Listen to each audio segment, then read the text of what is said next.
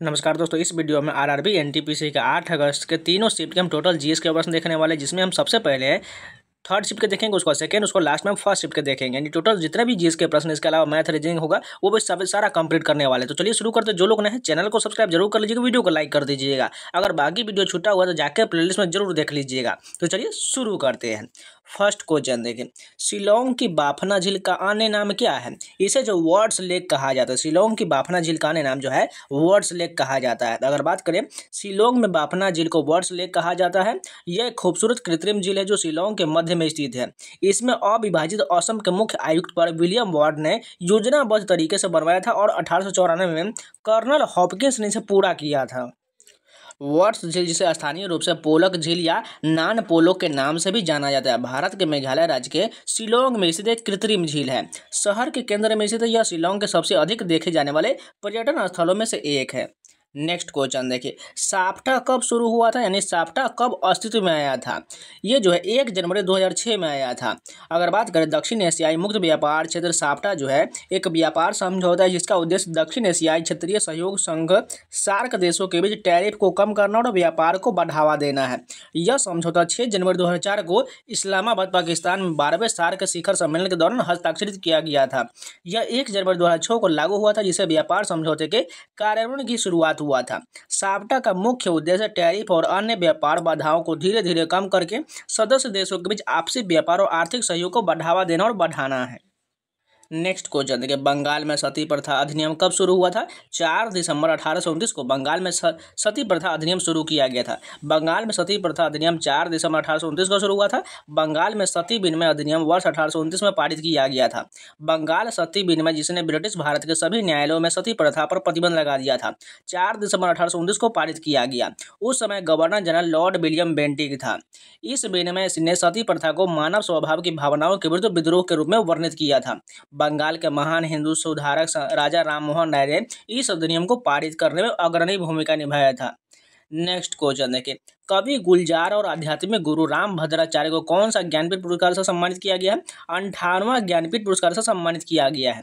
भारत के राष्ट्रपति श्रीमती द्रौपदी मुर्मू ने 16 मई 2025 को विज्ञान भवन नई दिल्ली में आयोजित एक समारोह में संस्कृत के विद्वान जगत गुरु राम भद्राचार्य जी को 58वां ज्ञानपीठ पुरस्कार प्रदान किया। 59वें ज्ञानपीठ पुरस्कार के लिए विनोद कुमार शुक्ल को चुना गया है, जो छत्तीसगढ़ के पहले लेखक हैं जिन्हें यह सम्मान मिला है। 58वें ज्ञानपीठ पुरस्कार को विजेता जगत गुरु राम भद्राचार्य और गुलजार थे। 57वें ज्ञानपीठ पुरस्कार के विजेता दामोदर मौजो थे। 56वें ज्ञानपीठ पुरस्कार के विजेता नीलमणि फूकन थे। 55वें ज्ञानपीठ पुरस्कार के विजेता अकितम अच्युतम नंबूदरी थे। नेक्स्ट क्वेश्चन देखें, लोक कल्याणकारी राज्य की अवधारणा संबंधी अनुच्छेद कौन सा हो जाएगा? अनुच्छेद 38 और 39 हो जाएगा। अगर बात करें भारतीय संविधान में अनुच्छेद 38 और 39 लोक कल्याणकारी राज्य की अवधारणा से संबंधित है। अनुच्छेद 38 राज्य को लोगों के कल्याण को बढ़ावा देने के लिए एक सामाजिक व्यवस्थित सुनिश्चित करने का निर्देश देता है। वहीं अनुच्छेद 39 में राज्य को यह सुनिश्चित करने का निर्देश दिया गया है कि सभी नागरिकों को समान रूप से आजीविका के साधन प्राप्त हो। अनुच्छेद 38 में राज्य कल्याण की अभिवृद्धि के लिए सामाजिक व्यवस्था सुनिश्चित करेगा। अनुच्छेद 39 में राज्य अपनी नीतियों को संचालित इस प्रकार करेगा कि सुनिश्चित रूप से हो। नेक्स्ट क्वेश्चन देखें, 8वीं पंचवर्षीय योजना का उद्देश्य क्या था? मानव संसाधन विकास था। 8वीं पंचवर्षीय योजना 1992 से 97 का मुख्य उद्देश्य मानव संसाधन विकास था। इसका लक्ष्य शिक्षा, स्वास्थ्य और रोजगार के अवसरों में सुधार करके लोगों के लिए जीवन स्तर को ऊपर उठाना था। इसके साथ ही योजना में आर्थिक विकास, गरीबी उन्मूलन और जनसंख्या नियंत्रण जैसे महत्वपूर्ण पहलुओं पर भी ध्यान दिया गया था। नेक्स्ट क्वेश्चन देखिए, मगध में व्याहारी किसको कहते थे? प्रधान न्यायिक अधिकारी को जो व्याहारिक कहा जाता था। मगध में व्याहारिक या व्यवहारिक महामात्र को प्रधान न्यायिक अधिकारी कहा जाता था। वे न्यायिक कार्यों और न्याय प्रशासन के लिए जिम्मेदार थे। मगध साम्राज्य विभिन्न प्रकार के महामात्र अधिकारी होते थे, जिनमें से प्रत्येक के अपने विशिष्ट कार्य थे। व्याहारिक या व्यवहारिक महामात्र मुख्य कार्य न्याय से संबंधित था। आगे बढ़ने से पहले एक छोटा सा इन्फॉर्मेशन, टेक्स्ट बुक के द्वारा मिशन ऑफिसर सेल चलाया जा रहा है, जिसमें आपको 1 साल का पासवर्ड मात्र 483 मिल जाएगा। कूपन कोड 7 लगा लीजिएगा, आपको 12% का डिस्काउंट मिल जाएगा। जाके परचेज कर लीजिए। ये आपको जो लिंक डिस्क्रिप्शन बॉक्स में या कमेंट बॉक्स में मिल जाएगा, कूपन अप्लाई कर लीजिए। इसमें आपको 900 प्लस एग्जाम का 1 लाख मॉक टेस्ट मिल जाएगा, 35 साल प्रीवियस क्वेश्चन मिल जाएगा, sectional test, chapter wise test, previous question यानी एसएससी, रेलवे, इंडिया का 900 प्लस एग्जाम का सारा जो जितना भी टेस्ट होता है वो सारा मिल जाएगा। जाके आप अपनी तैयारी टेक्स्ट बुक से कर सकते हैं। मॉक टेस्ट लगाना शुरू कर दीजिए, परचेज कर लीजिए। नेक्स्ट क्वेश्चन देखिए, सातवाहन काल में आहार और राष्ट्र का संबंध किससे था? प्रशासनिक इकाइयों से था। सातवाहन काल में आहार और राष्ट्र शब्द प्रशासनिक इकाइयों को दर्शाते थे। आहार जिले के समान था और जबकि राष्ट्र जो एक बड़े क्षेत्र को दर्शाता था जो संभवतः प्रांत के समान था।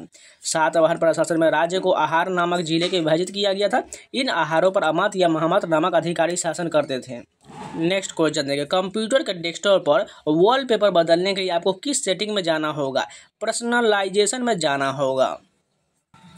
कंप्यूटर के डेस्कटॉप पर वॉलपेपर बदलने के लिए आपको सेटिंग में पर्सनलाइजेशन के तहत बैकग्राउंड में जाना होगा। वहां बैकग्राउंड विकल्प में जाकर अपनी पसंदीदा वॉलपेपर सेट कर सकते हैं। आप अपनी खुद की तस्वीर भी चुन सकते हैं या ठोस रंग या स्लाइड शो भी सेट कर सकते हैं। नेक्स्ट क्वेश्चन देखिए, सांची के स्तूप के चित्र किसको दर्शाते हैं? बुद्ध के जीवन की घटनाओं और जातक कथाओं को दर्शाता है। सांची के स्तूप पर बने चित्र बुद्ध के जीवन की घटनाओं और जातक कथाओं को दर्शाता है। इसके अतिरिक्त स्तूप में मौर्य राजाओं के इतिहास से संबंधित कुछ चित्र भी है, जैसे कि सम्राट अशोक का सिंह शीर्ष स्तंभ। सांची का स्तूप मध्य प्रदेश में स्थित एक महत्वपूर्ण बौद्ध स्थल है जो अपनी कला और वास्तुकला के लिए प्रसिद्ध है। सांची के स्तूप का निर्माण मौर्य राजवंश के सम्राट अशोक ने करवाया था, जो बौद्ध धर्म के महान संरक्षक थे। सिमरनप्रीत और बरार ने कितने मीटर में रजत पदक जीता है? 25 मीटर पिस्टल में जीता है। अगर बात करें सिमरनप्रीत कौर बरार ने 25 मीटर पिस्टल में रजत पदक जीता था। यह उनका पहला सीनियर अंतर्राष्ट्रीय पदक था। उन्होंने पेरू के लीमा में आयोजित ISSF विश्व कप में यह उपलब्धि हासिल किया था। नेक्स्ट क्वेश्चन देखिए, कलमकारी पेंटिंग मुख्य रूप से किस पर किया जाता है? कपड़े पर किया जाता है। कलमकारी पेंटिंग मुख्य रूप से कपड़े पर किया जाता है, खासकर सूती और रेशमी कपड़े पर। यह एक प्राचीन भारतीय कला है जिसमें प्राकृतिक रंगों का उपयोग करके हाथ से चित्रकारी किया जाता है। हालांकि इसका नाम कलम, पेन और कारी शिल्प शब्दों से मिलकर बना है, जो कलम का उपयोग करके कपड़ों पर जटिल डिजाइन बनाने की प्रक्रिया को दर्शाता है। IIT से 2 प्रश्न पूछे गए थे। अगर बात करें, उत्तर प्रदेश एकमात्र ऐसा राज्य जहां 2 IIT है, जहां IIT कानपुर और IIT BHU है। IIT खड़गपुर की स्थापना 1951 में भारत सरकार द्वारा किया गया था। यह स्थापित होने वाला पहला IIT था और इसे भारत सरकार का राष्ट्रीय महत्व के संरक्षण संस्थान के रूप में मान्यता प्राप्त है। नेक्स्ट क्वेश्चन देखिए, मोंगला बंदरगाह किस देश में स्थित? ये जो है बांग्लादेश में। मोंगला बंदरगाह बांग्लादेश में। मोंगला बंदरगाह बांग्लादेश में स्थित है। यह बंदरगाह जो देश का दूसरा सबसे बड़ा और व्यस्त बंदरगाह है। यह खुलना संभाग के बागेरहाट जिले में स्थित है। चितगांव बंदरगाह के बाद मोंगला बंदरगाह बांग्लादेश का दूसरा सबसे बड़ा समुद्री बंदरगाह है। यह बांग्लादेश के दक्षिण पश्चिम भाग में खुलना संभाग के बागेरहाट जिले में स्थित है। नेक्स्ट क्वेश्चन देखिए, सन्यासी विद्रोह का प्रमुख नेता कौन थे? मंजनू शाह, भवानी पाठक, देवी चौधरी, ये सभी जो है सन्यासी विद्रोह के नेता थे। अगर बात करें, एक सन्यासी आंदोलन था जिसे सन्यासी विद्रोह के नाम से जाना जाता है। यह 18वीं शताब्दी के अंत में बंगाल में ब्रिटिश ईस्ट इंडिया कंपनी के खिलाफ हुआ था। यह विद्रोह मुख्य रूप से हिंदू सन्यासियों और मुस्लिम फकीरों के नेतृत्व में लड़ा गया था, जो ब्रिटिश नीति विशेष रूप से भारी करों और 1770 में अकाल से उत्पन्न आर्थिक कठिनाइयों के खिलाफ था। विद्रोह के प्रमुख नेता आपको अभी जो बताएं, मंजनू शाह, भवानी पाठक और देवी चौधरानी हो जाएगा। अब चलिए सेकेंड शिफ्ट के सभी प्रश्न देख लेते हैं। फर्स्ट क्वेश्चन देखिए, वर्ष 1922 में असहयोग आंदोलन के दौरान महात्मा गांधी की सुनवाई की अध्यक्षता करने वाले न्यायाधीश कौन थे?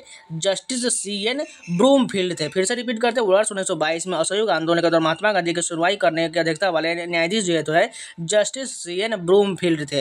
अगर बात करें, असहयोग आंदोलन के दौरान हजारों भारतीयों को जेल में डाल दिया गया था।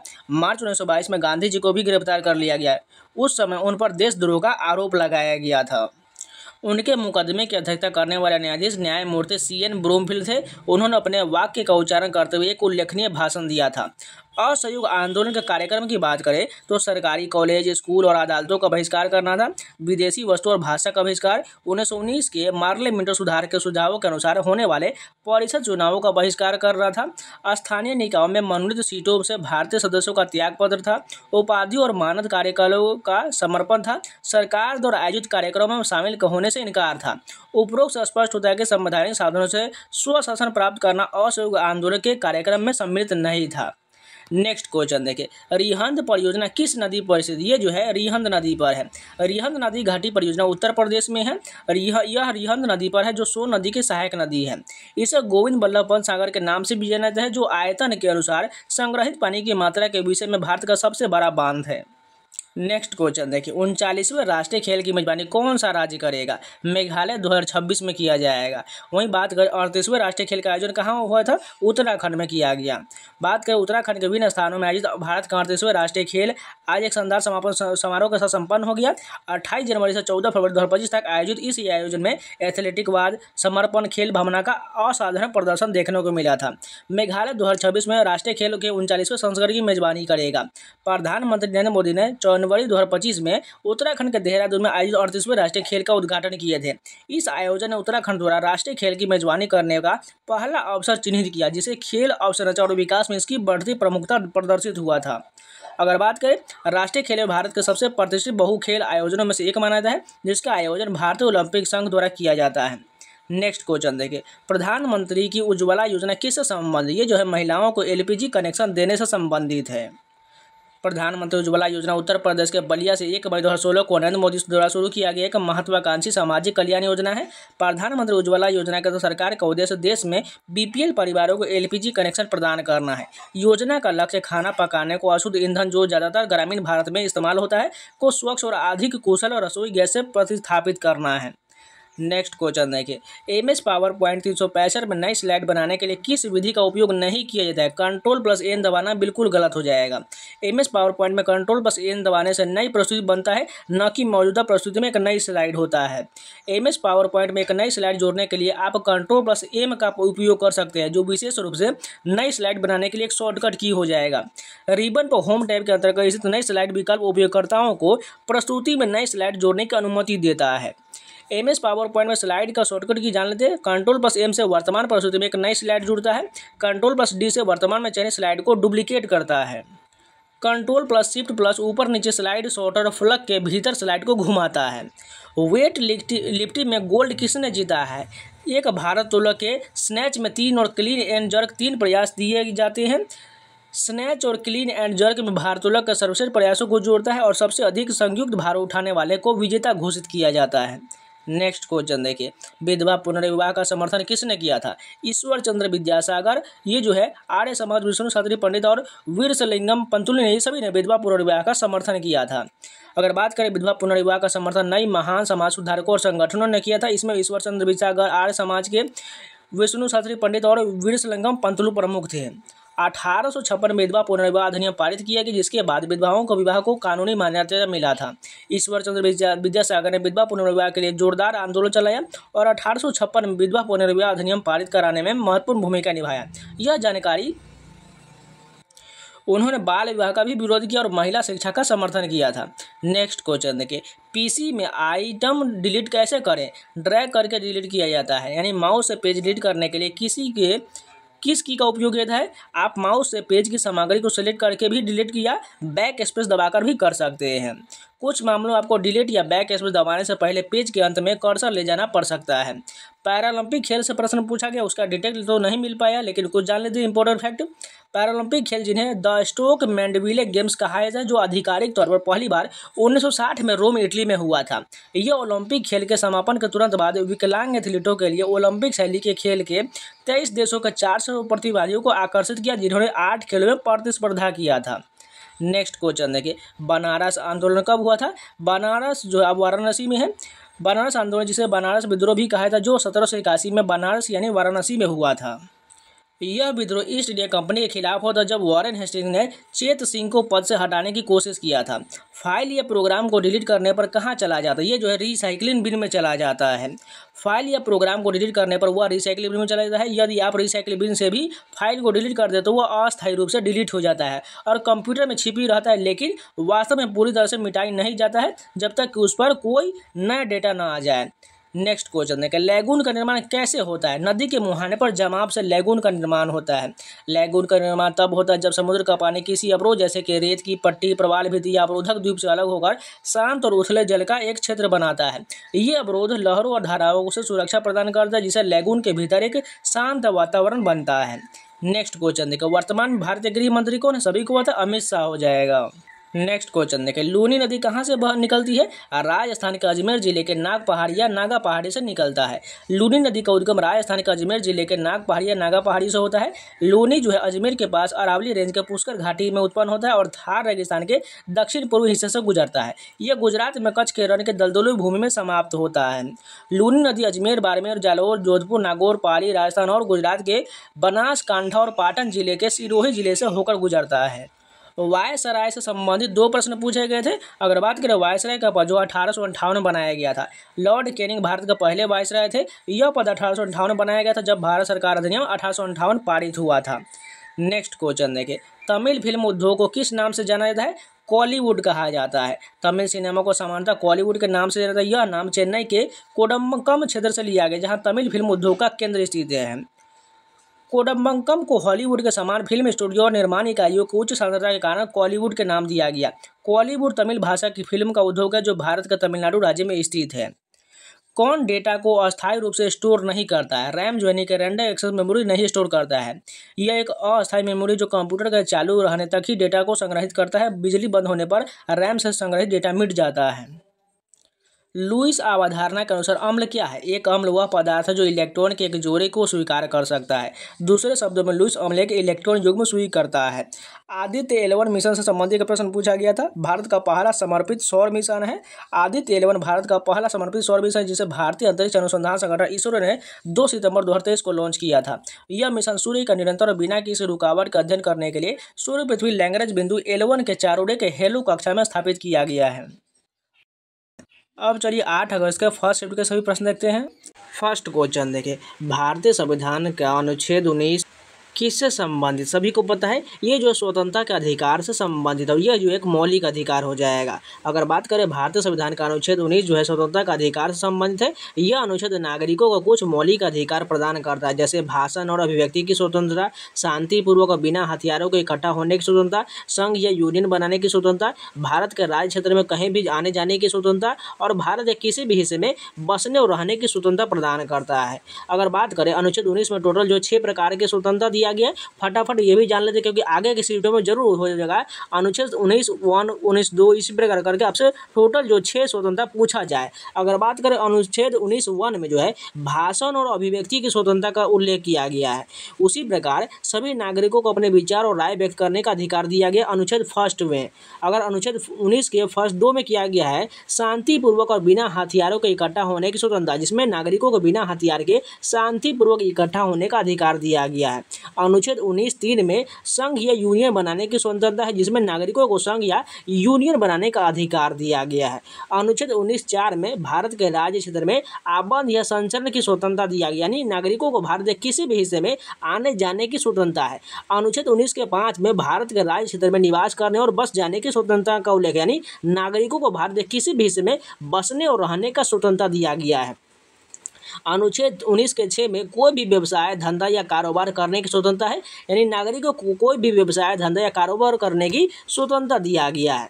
नेक्स्ट क्वेश्चन देखें, महात्मा गांधी जी ने सत्याग्रह की शुरुआत कहाँ से किए थे? सभी लोग बता रहे हैं ये दक्षिण अफ्रीका या चंपारण सत्याग्रह, लेकिन बहुत लोग बता रहे हैं तो ये दक्षिण अफ्रीका होगा, क्योंकि पहला सत्याग्रह तो दक्षिण अफ्रीका में किए थे। अगर बात करें महात्मा गांधी ने दक्षिण अफ्रीका में अपना पहला सत्याग्रह 1906 में किए थे। यह सत्याग्रह मुख्य रूप से भारतीयों के अधिकारों के लिए था, जो समय जो है उस समय दक्षिण अफ्रीका में भेदभाव का सामना कर रहे थे। अगर बात करें कुछ इंपॉर्टेंट सत्याग्रह की, तो भारत में लड़े गए महात्मा गांधी का चंपारण सत्याग्रह 1917 में हुआ था। यह 1917 में बिहार के चंपारण जिले में गांधी जी के नेतृत्व में किया गया पहला सत्याग्रह हो जाएगा।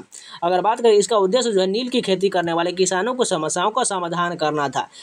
दूसरा बात करें असहयोग आंदोलन जो 1920 से 22 में, यह आंदोलन का उद्देश्य ब्रिटिश सरकार को सहयोग न करना था। गांधी जी ने लोगों से सरकारी नौकरी, अदालत, स्कूल और कॉलेजों का बहिष्कार करने का आह्वान किए थे। इसके अलावा सभी ने अवज्ञा आंदोलन महात्मा गांधी द्वारा शुरू किया गया, 1930 से 34 तक चला था। इस आंदोलन में नमक कानून जैसे ब्रिटिश कानूनों का उल्लंघन किया गया। गांधी जी ने दांडी मार्च से निकलकर नमक कानून तोड़ा और लोगों से सभी ने अवज्ञा करने का आह्वान किया था। इसके अलावा भारत छोड़ो आंदोलन यह 1942 में होता है। यह आंदोलन भारत को ब्रिटिश शासन से पूरी तरह से मुक्त करने के लिए शुरू किया गया। इस आंदोलन में गांधी जी ने करो या मरो का नारा दिए थे। इसके अलावा बात करें महात्मा गांधी द्वारा कुछ लिखी गई महत्वपूर्ण पुस्तकें में सत्य के साथ मेरा प्रयोग यानी my experiment with truth, Hind Swaraj है, इसके अलावा ग्राम स्वराज, दक्षिण अफ्रीका में सत्याग्रह और गीता माता, ये सभी पुस्तकें महात्मा गांधी द्वारा लिखा गया है। आगे बढ़ने से पहले एक छोटा सा इन्फॉर्मेशन, टेक्स्ट बुक के द्वारा मिशन ऑफिसर सेल चलाया जा रहा है जिसमें आपको 1 साल का पासवर्ड मात्र 483 मिल जाएगा। कूपन कोड सावन लगा लीजिएगा, SAWN आपको 12% का डिस्काउंट मिल जाएगा, जिसमें आपको 900 प्लस एग्जाम के 1 lakh mock test, 35,000 previous question, इसके अलावा 3500 फ्री टेस्ट भी मिल जाएगा। इसमें आपको AI doubts open, previous question, subject wise test, ये सभी सारा मिल जाएगा। आपके SSC, रेलवे, इंडिया का टोटल 900 प्लस एग्जाम का सारा मॉक टेस्ट मिल जाएगा। जाकर परचेज कर लीजिए, लिंक आपको डिस्क्रिप्शन बॉक्स में मिल जाएगा कि डायरेक्ट कूपन अप्लाई कर लीजिएगा, आपको डिस्काउंट मिल जाएगा और जाकर मॉक टेस्ट लगाना शुरू कर दीजिए। नेक्स्ट क्वेश्चन देखिए, दुनिया का सबसे ऊंचा रेलवे पुल किस नदी पर बनाया गया? सभी को पता है, चिनाब नदी पर बनाया गया है। अगर बात करें, प्रधानमंत्री नरेंद्र मोदी ने 6 जून 2025 को जम्मू कश्मीर के रियासी जिले के चिनाब नदी पर बने दुनिया का सबसे ऊंचे रेलवे आर्च ब्रिज का उद्घाटन किया है। यह पुल भारतीय रेलवे की Udhampur Srinagar Baramulla railway link USBRL परियोजना का हिस्सा है, जो कश्मीर को पहली बार पूरे साल रेल मार्ग से देश के अन्य हिस्सों से जोड़ेगा। नेक्स्ट क्वेश्चन देखिए, प्रधानमंत्री ग्राम सड़क योजना किस वर्ष शुरू किया गया था? देखिए, कल भी इससे संबंधित प्रश्न पूछा गया जिसमें मैंने आपको डेट भी बताया था। इसकी शुरुआत 2000 में हुआ था। प्रधानमंत्री ग्राम सड़क योजना 25 दिसंबर 2000 को शुरू किया गया था। इसका उद्देश्य पात्र असंबद्ध बस्ती और 12 सड़क पर संपर्क प्रदान करना था। अगर बात करें कुछ इंपॉर्टेंट योजनाओं के बारे में, तो प्रधानमंत्री किसान सम्मान निधि योजना जान लीजिए। यह योजना किसानों को आर्थिक सहायता प्रदान कर जिसमें उन्हें अपनी खेती के लिए निवेश करने मदद मिलता है। यानी जो है सालाना जो है 6,000 रुपया दिया जाता है, यानी 2,000 की जो किस्त दिया जाता है, 3 बार दिया जाता है। अगर बात करें प्रधानमंत्री गरीब कल्याण योजना, यह योजना जो देश के 80 करोड़ से अधिक लोगों को खास सुरक्षा और सहायता प्रदान करता है। ये इसको अनुसार नेक्स्ट क्वेश्चन देगी नहीं सॉरी इसी में देखिए योजना है स्वर्ण जयंती ग्राम स्वरोजगार योजना। यह योजना ग्रामीण क्षेत्रों में गरीब परिवारों को स्वयं सहायता समूह बनाने और स्वरोजगार शुरू करने में मदद करता है। इसके अलावा राष्ट्रीय डिजिटल साक्षरता मिशन, यह मिशन जो है देश में डिजिटल साक्षरता को बढ़ावा देने के लिए शुरू किया गया था। इन योजनाओं के अलावा कई अन्य केंद्रीय क्षेत्र की योजनाएं भी है जो शिक्षा, स्वास्थ्य और कौशल विकास और अन्य क्षेत्रों में लोगों को लाभान्वित करता है। उदाहरण के लिए दीनदयाल उपाध्याय ग्रामीण कौशल योजना और प्रधानमंत्री कौशल विकास योजना और शहरी युवाओं को कौशल प्रशिक्षण प्रदान करता है ताकि वे रोजगार पा सकें। इसके अतिरिक्त स्वच्छ भारत मिशन, ग्रामीण तमिलनाडु के कुछ स्कूल विभाग की योजनाएं हैं और पथ परिवहन मंत्रालय केंद्रीय क्षेत्र की योजनाएं भी महत्वपूर्ण हैं। नेक्स्ट क्वेश्चन देखें, निम्नलिखित में से कौन उड़ीसा का लोक नृत्य हो जाएगा? अगर बात करें इसमें एग्जैक्ट ऑप्शन तो नहीं मिल पाया, लेकिन कुछ जान लीजिए। ओडिशा के महत्वपूर्ण लोक नृत्य में ओडिसी हो जाएगा, छऊ हो जाएगा, गोटी पुआ, दंड नाच, संभलपुरी और कर्मा घूमर, ये सभी जो है ओडिशा का लोक नृत्य हो जाएगा। नेक्स्ट क्वेश्चन देखिए, भारतीय संविधान का अनुच्छेद 243 किससे संबंधित है? ये जो पंचायती राज से संबंधित है। अगर बात करें अनुच्छेद 243 का संबंध पंचायती राज व्यवस्था से है। यह अनुच्छेद भारतीय संविधान के भाग 9 में शामिल है और पंचायतों से संबंधित प्रावधान को परिभाषित करता है। अनुच्छेद 243 ए से ओ तक पंचायतों की संरचना, सीटों का आरक्षण, कार्यकाल, शक्ति और वित्त आयोग की आदि से संबंधित विभिन्न पहलुओं को शामिल किया गया है। नेक्स्ट क्वेश्चन देखें, जैन धर्म का प्रथम अधिवेशन कहाँ हुआ था? पाटलिपुत्र में हुआ था। पहली संगीति जो 300 ईसा पूर्व में पाटलिपुत्र यानी अब पटना बिहार भारत में मौर्य राजा चंद्रगुप्त के संरक्षण में आयोजित किया गया था। आवश्यक चूर्णी संवत 650 और 750 के बीच ईस्वी के बीच हुआ था। वर्णन है 12 वर्षों तक अकाल पर, जिसके परिणामस्वरूप भिक्षु समूह तट पर चलेगा और जब अकाल समाप्त हुआ तो वे पाटलिपुत्र में एकत्र हुए थे। वह द्वितीय जन संगीति की बात करिए, वल्लभी गुजरात में होता। यह संगीति 512 ईस्वी में हुआ था और देवधर्गिनी क्षमा श्रवण ने इसकी अध्यक्षता किया था। नेक्स्ट क्वेश्चन देखिए, SRAM का फुल फॉर्म पूछा गया था, क्या हो जाएगा? स्टैटिक रैंडम एक्सेस मेमोरी हो जाएगा। कुछ कंप्यूटर के अन्य जो है फुल फॉर्म जान लीजिए, क्योंकि आगे की शेड्यूल में लगातार इससे प्रश्न पूछा जा रहा है, जिससे आपको जो है क्वेश्चन जो है आराम से सही कर पाए। सबसे पहले बेसिक की बात करें तो beginners all purpose symbolic instruction code हो जाएगा। ALU का full form arithmetic logic unit हो जाएगा। CU का कंट्रोल यूनिट हो जाएगा। KB का मतलब किलोबाइट, MB का मतलब मेगाबाइट, GB का मतलब गीगाबाइट और TB का मतलब टेराबाइट हो जाएगा। इसके अलावा LCD का full form liquid crystal display हो जाएगा। LED का लाइट एमिटिंग डायोड हो जाएगा। DVD का डिजिटल वर्सटाइल डिस्क हो जाएगा। CD का कॉम्पैक्ट डिस्क हो जाएगा। IP का इंटरनेट प्रोटोकॉल हो जाएगा। HTTP का हाइपर टेक्स्ट ट्रांसफर प्रोटोकॉल हो जाएगा। HTML का हाइपर टेक्स्ट मार्कअप लैंग्वेज हो जाएगा। OS का ऑपरेटिंग सिस्टम हो जाएगा। इसके साथ GUI का full form graphical user interface हो जाएगा। URL का full form uniform resource locator हो जाएगा। WWW का full form world wide web हो जाएगा। VGA का full form video graphics array हो जाएगा। UPS का फुल फॉर्म अनइंटरप्टिबल पावर सप्लाई हो जाएगा। सिम का full form subscriber identity module हो जाएगा। DBMS का full form database management system हो जाएगा। DNS का full form domain name system. EPROM का full form erasable programmable read only memory हो जाएगा। EEPROM का अर्थ electrically erasable programmable read only memory हो जाएगा। MROM का मतलब मास्क रीड ओनली मेमोरी होगा। FPS का full form frames per second हो जाएगा। MHZ का मतलब मेगा हर्ज। GHZ का मतलब गीगा हर्ज। FDD का मतलब फ्लॉपी डिस्क ड्राइव। IC का मतलब इंटीग्रेटेड सर्किट। CRT का full cathode ray tube. CTCP का मतलब क्लाइंट टू क्लाइंट प्रोटोकॉल। इसके साथ साथ CLI का full form command line interface. COBOL का full form common business oriented language. CGA का full form colour graphics array. CAD का full form computer aided design. COMAL का अर्थ कॉमन एल्गोरिथम लैंग्वेज। DOS का full form desk operating system. DPI का full form dot per inch. इसके अलावा DVR का full फॉर्म डिजिटल वीडियो रिकॉर्डिंग। DTP का full form desktop publishing. Email का अर्थ इलेक्ट्रॉनिक मेल। EFT का मतलब इलेक्ट्रॉनिक फंड ट्रांसफर। EXE का मतलब एग्जीक्यूटिव प्रोग्राम फाइल। ENAC का full form electronic numerical integrated and computer. ATM का full form automated teller machine. CD-ROM का मतलब compact disc read only memory. Commerce का मतलब इलेक्ट्रॉनिक कॉमर्स। FET का मतलब फील्ड इफेक्ट ट्रांजिस्टर। फोर्ट्रॉन का मतलब फार्मूला ट्रांसलेशन। GPL का मतलब जनरल पब्लिक लाइसेंस। GPS का मतलब ग्लोबल पोजिशनिंग सिस्टम। HLL का full form high level language. HP का फुल फॉर्म हेवलेट पैकार्ड। इसके साथ JPG का full form joint photography expert group. MICR का full form magnetic ink character recognition. Modem का अर्थ मॉड्यूलर डीमोड्यूलर। MPG का मतलब moving picture expert group. MTNL का Mahanagar Telephone Nigam Limited. Next question देखिए, सम्राट अशोक ने किस धर्म को अपनाया? तो सभी को पता है बौद्ध धर्म को अपनाया था। कलिंग युद्ध के बाद अशोक ने बौद्ध धर्म को अपना लिया और इसने अपने शासन में बढ़ावा दिया। उन्होंने बौद्ध धर्म के सिद्धांतों को अपने प्रशासन में शामिल किया और इसे अपनी प्रजा के बीच फैलाया। हालांकि उन्होंने कभी भी अपनी प्रजा पर बौद्ध धर्म को थोपने की कोशिश नहीं किया। अशोक का बौद्ध धर्म के प्रति समर्पण विशेष रूप से उनके शिलालेख और स्तंभों में है। इस बात का प्रमाण है कि उन्होंने इस धर्म को अपने जीवन और शासन में महत्वपूर्ण स्थान दिया था। नेक्स्ट क्वेश्चन देखिए, अनुच्छेद 43A किससे संबंधित है? भारतीय संविधान का अनुच्छेद 43A उद्योगों के प्रबंधन में श्रमिकों की भागीदारी से संबंधित है। यह अनुच्छेद राज्य को यह सुनिश्चित करने के लिए कदम उठाने का निर्देश देता है कि श्रमिक किसी भी उद्योग के प्रबंधन में भाग ले। नेक्स्ट क्वेश्चन देखिए, कौन सा जल संधि भारत और श्रीलंका को अलग करता है? पाक जलमंडल अलग करता है। अगर बात करें महत्वपूर्ण जल संधि के बारे में तो जान लेते हैं, क्योंकि आगे एक सेक्टर में जरूर पूछा जाएगा। मलक्का जल संधि जान लीजिए, यह अंडमान सागर और दक्षिण चीन सागर को जोड़ता है। पाक जल संधि अभी जस्ट की है, पाक खाड़ी और बंगाल की खाड़ी को जोड़ता है और भारत और श्रीलंका के बीच स्थित है। सुंडा जल संधि की बात करिए, जावा सागर और हिंद महासागर को जोड़ता है। बाब अल मंदेब संधि की बात करें तो ये जो है लाल सागर को अदन की खाड़ी से जोड़ता है। बेरिंग जल संधि की बात करिए जो बेरिंग सागर और चुक्की सागर को जोड़ता है। सिंधु जल संधि यह जो भारत और पाकिस्तान के बीच एक जल समझौता है। नेक्स्ट क्वेश्चन देखिए, प्रायद्वीपीय पठार की कौन सी विशेषता, मैदानी क्षेत्र, पथरीला क्षेत्र और अन्य विशेषता कौन से राज्य तीनों विशेषता पाया जाता है? तमिलनाडु में यह तीनों विशेषता पाया जाता है। प्रायद्वीपीय पठार भारत का एक महत्वपूर्ण भौगोलिक क्षेत्र है जो त्रिभुजाकार आकार का है। यह भारत के सबसे पुराने भूभागों में से एक है और 16 लाख वर्ग किलोमीटर से अधिक क्षेत्र में फैला हुआ है। यह पठार मुख्य रूप से आग्नेय और केंद्रित चट्टानों से बना है और इसकी औसत ऊंचाई 600 से 900 मीटर तक है। प्रायद्वीपीय पठार संबंधी महत्वपूर्ण बात करें तो आकार और विस्तार में प्रायद्वीपीय पठार त्रिभुजाकार आकार का है, जिसका आधार जो है उत्तर भारत के विशाल मैदान के दक्षिण किनारे पर है और शीर्ष जो है कन्याकुमारी के पास स्थित है।